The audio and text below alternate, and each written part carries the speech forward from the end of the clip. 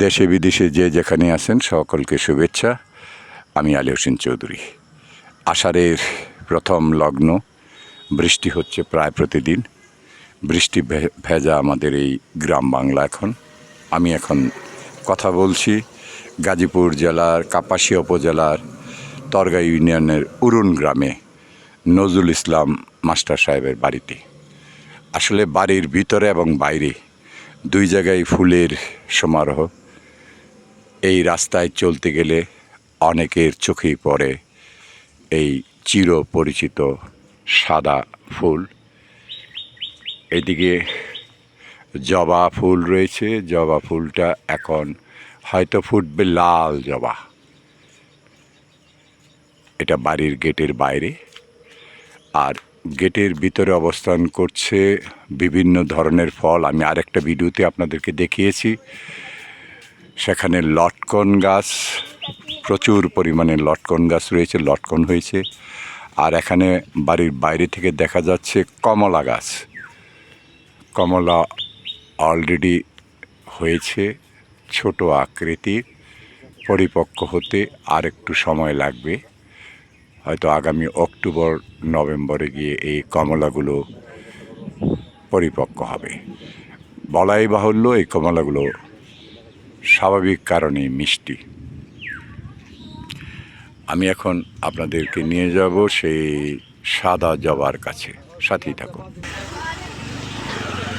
বাড়ির প্রবেশ মুখে এই ফুলগুলো, ঠিক রাস্তার পাশে যে রাস্তাটা দলাগড়ের ব্রিজ থেকে চলে গেছে পাখরির বাজার হয়ে ত্রিমুনি বাজারের দিকে, এই সেই রাস্তার পাশেই আপনারা যদি কখনো কেউ আসেন এখানে দেখতে পাবেন এই বাড়ির সৌন্দর্য।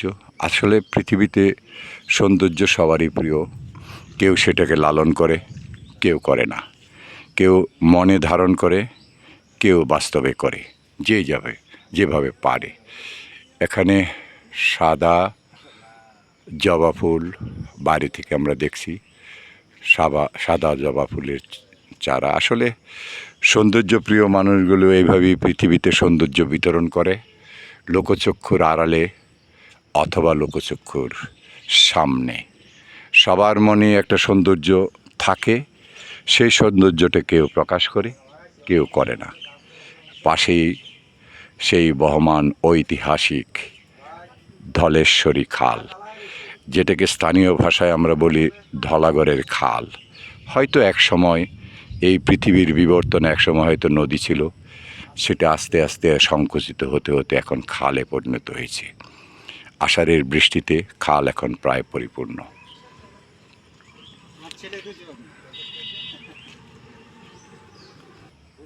কাপাসিয়ার ঐতিহ্য আপনারা অনেকেই জানেন। সব ফলের মধ্যে আমাদের ঐতিহাসিক ফল হলো কাঁঠাল। আমি এখানে দেখছি কাঁঠাল গাছের ঠিক উপরিভাগে কাঁঠাল ঝুলে আছে।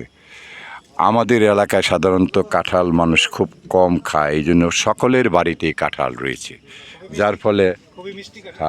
যার ফলে এখানে কাঁঠাল তেমন একটা প্রিয় নয়। আজকের আধুনিক যুগে, এই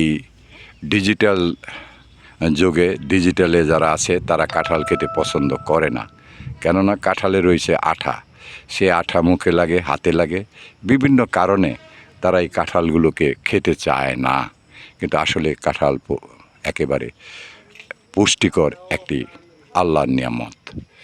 পাশে আমি দেখছি ধলাগড়ের সেই খালে মাছ ধরার জন্য